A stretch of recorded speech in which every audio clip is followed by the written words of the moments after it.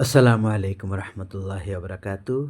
প্রিয় ভাই বোনেরা, শুভ সকাল। আশা করি আপনারা ভালো আছেন। আমি আলহামদুলিল্লাহ ভালো আছি। এখন আমি যে কথাটা বলব, গত রাতে আমি সেই ভিডিওটি করেছিলাম। মুখে একটু সমস্যা দেখা যাচ্ছিল, এজন্য আমি সেই ভিডিওটা ডিলিট করে দিয়েছিলাম।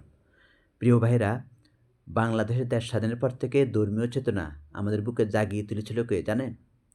হ্যাঁ, আমাদের আল্লামা দেলোয়ার হোসেন সাঈদী রহমতুল্লাহি আলাইহি উনি আমাদের বুকে ধর্মীয় চেতনা জাগিয়ে তুলেছিল। উনি বাংলাদেশে ধর্মীয় চেতনার উদ্ভাবক এবং আমাদের জামাতের আমির ডাক্তার শফিকুর রহমান উনি বলতেছে, "আমরা জমাতের প্রতিষ্ঠা চাই না, আমরা আল্লাহর আইন প্রতিষ্ঠা চাই।" এটাই সত্য কথা।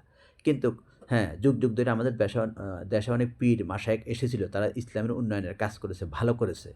এটা আমরা অবশ্যই সাধুবাদ জানাই। আল্লাহ তাদের জন্য দোয়া করি। শাহজালাল ইয়ামিন রহমতুল্লাহ আলাইহি এসেছিল, আরও অনেক পীর। বর্তমানে যারা ইসলামী আন্দোলন বাংলাদেশে শেখে চরমোনাই, উনাদের মধ্যে যা একটু হিংসা।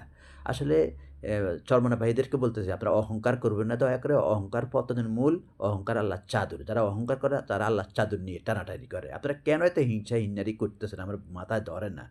আপনারা কি মনে করেন নিজেদেরকে, হ্যাঁ?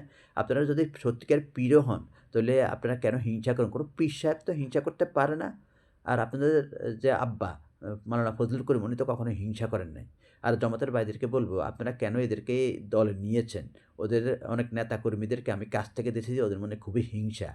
আ তাই আমি বলব, জমাত একাকী নির্বাচন করলে ভালো হতো ৩০০ আসনে। আর জমাত এই যদি যারা ভালো জোটে কোনো ভালো লোক আসতে চায়, ভালো দল আসতে চায় তাদেরকে রাখবেন। কিন্তু যারা হিংসা ছড়া, যারা অহংকার করে, যারা সেকুলার সাথে মিলামেশা করে, যারা মোনাফিকি আচরণ করে, তাদেরকে দলে রাখা ঠিক না। তাই আমি তো দেখতেছি তারা এমন কোনো স্যাক্রিফাইস দিনের জন্য, ইসলামের জন্য করতে আমি দেখি না। ওই সেকুলাররা থাকলে তাদের ব্যবসা ভালো হবে। এইজন্য তারা সেকুলারদেরকেও ছাড়তেছে না। এরা তো মোনাফিকি। তাই আমি ওদেরকে ভালো হতে বলব। আর জামাতের ভাইদেরকে বলবো, আপনারা একাকী নির্বাচন করেন ৩০০ আসনে। যেহেতু আপনারা অনেক কষ্ট করেছেন, স্যাক্রিফাইস করেছেন দলের জন্য। কর্মীরা দিন-রাত মানুষ ওয়ার্ক করতেছে, কত কিছু করতেছে। এইজন্য এরা আসলে একতা চাচ্ছে না। এদের কোনো ভালো কিছু আচরণ দেখছি না।